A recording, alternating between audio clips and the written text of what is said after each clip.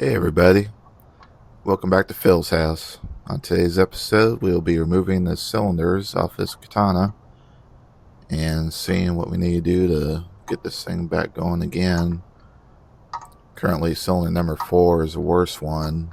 Quite a bit of rust up at the top, which I was able to acquire another set of cylinders off eBay for a ridiculously cheap price of $25. So, need be, I'll swap out the sleeves from one cylinder set to the other one, depending on which one's in the best condition, easiest to hone out and whatnot. But firstly, we need to get the cylinders off of here. So that's what we'll be doing right now. As you'll notice, the sleeves are in the cylinder loose enough to where if you rotate the engine, the pistons will just pull them right out. Now, they don't feel loose at all. They just kind of freely slide up and down. So that should be okay. Either way, it makes it easier for me to place that number 4 cylinder sleeve because it don't look too hot. Also, when I'm rotating the engine, I'm picking up on the timing chain to make sure it doesn't get bound up down in the sprocket or lose off the sprocket off the crank, because we don't need that kind of drama right now. I pulled out this number 4 cylinder and I could hone it out, but I also don't want to run in any voids in the cylinder walls just because that rust could have ate into them. So I just feel like it's better to put a different cylinder in there altogether, start out fresh. I fought this thing for a while. It turns out mostly is bound up on the stud that points up coming out of the engine case at the base of the cylinder set. But since the sleeves were so easy to come out, I went ahead and pulled some of the sleeves out of it too, just to help not have anything holding on to it. Which I did also make sure to set them all accordingly to where I can put them back in where they came out of. With the cylinder off is a good way to see the firing order of this bike, which appears to basically be 1 and 4 firing and then 2 and 3 firing. So basically you got a parallel twin when it fires.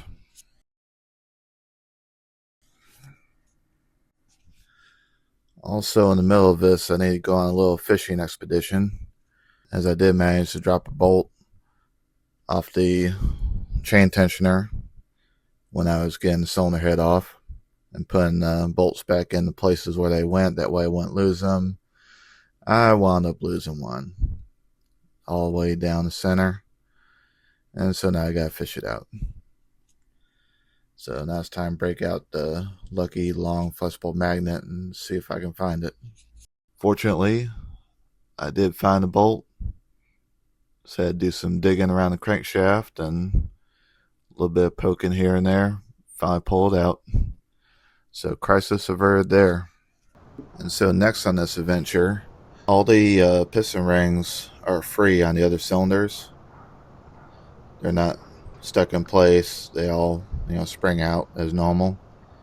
But cylinder number 4, the rings are all completely pushed into the grooves on the piston, and they won't come free. They do have rusty residue on them.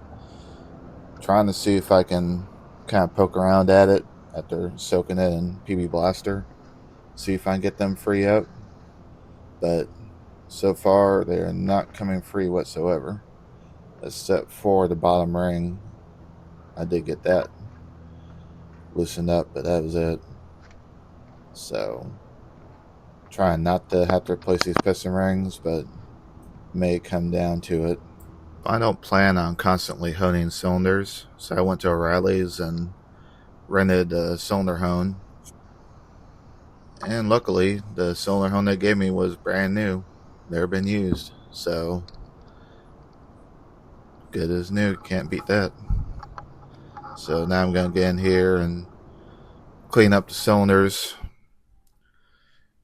I don't see any ridges or any indication that the bores have been worn down at all. They all look straight as an arrow.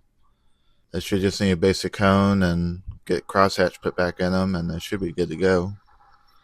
So start working on these and get these ready to go. I did pull one of the cylinders out of this other cylinder set I got, put it in there for number 4 to place it. So everything should be right tight and good to go time I'm all done. I'm not 100% happy with the first pass, so I think we're going to go one more time and see if we can get this cleaned up a little bit better.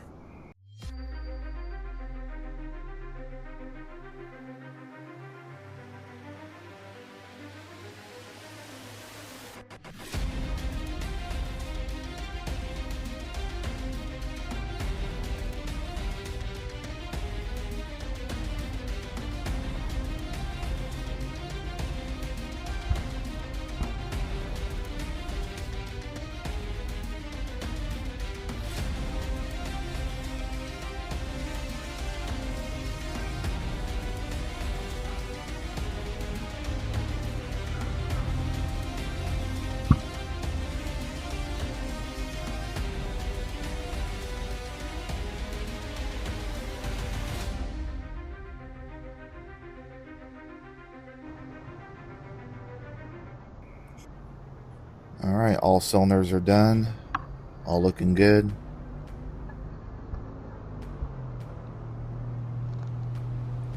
Here's a better look at cylinder number 4. It's rough.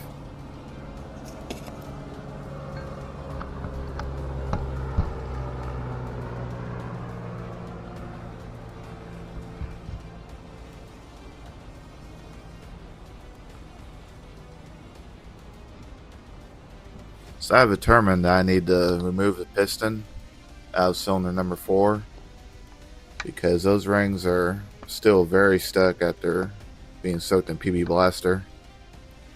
So I'm going to actually pull the piston out and probably soak in some ATF and then see if I'll get those rings freed up.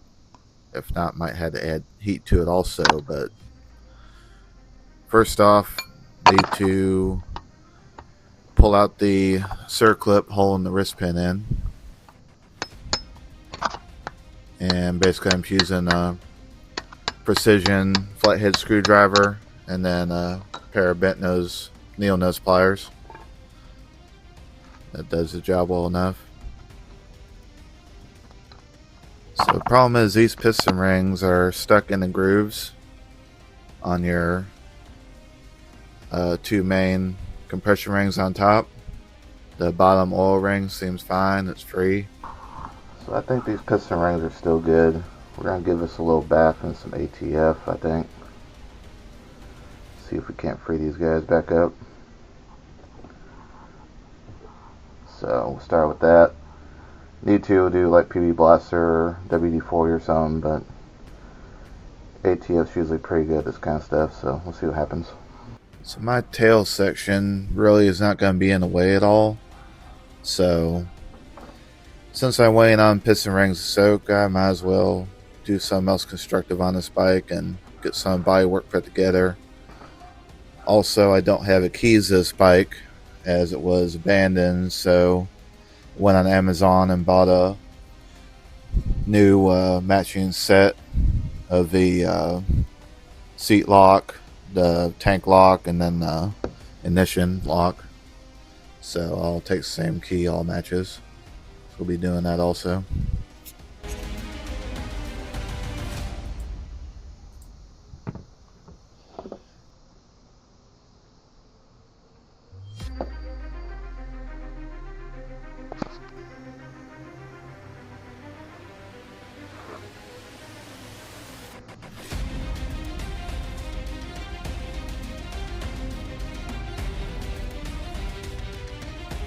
Next, I'm not going to be using this factory headlight bracket anymore, as we're going full Street Fire on this.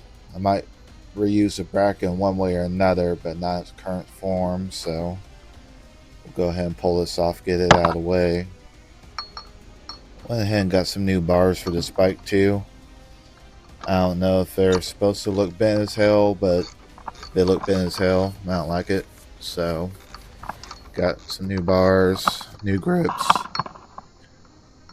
Also got some new controls coming too, as far as clutch and brake. So, freshen this thing up a little bit.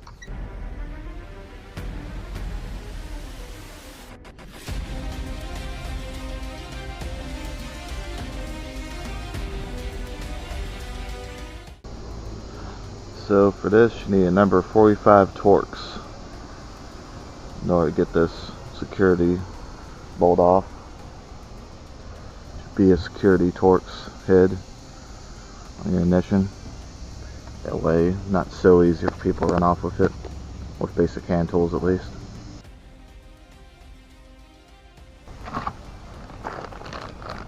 And then we have a brand new ignition, courtesy of Amazon.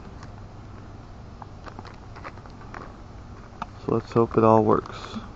It's all Chinesium, but then again, what is it nowadays?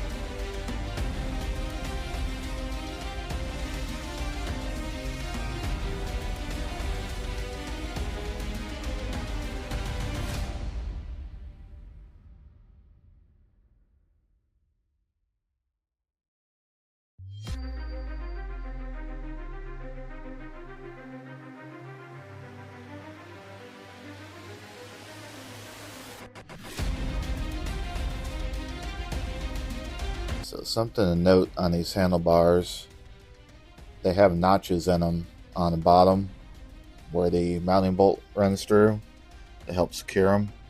That way they don't accidentally come out. So my replacement bars are just straight 7/8 bars, so I'm going to have to put notches in them. That way they will fit in there properly and lock in. Also, there's 2 locator holes on top of the handlebars also for the switches to help line them up in place, keep them from sliding around on you. Unfortunately, my camera was not turned on while I was modifying the handlebars, but basically I took a little reaming bit and made a notch on the handlebar. That way the bolt can slide through it, and then create a new locating hole on top for the switches to go into. Did that on both sides. And that's going to do it for today's episode of Phil's House. Gonna come back and get ready to get this motor reassembled. So, thank y'all for watching. Please like and subscribe. I'll see y'all next time.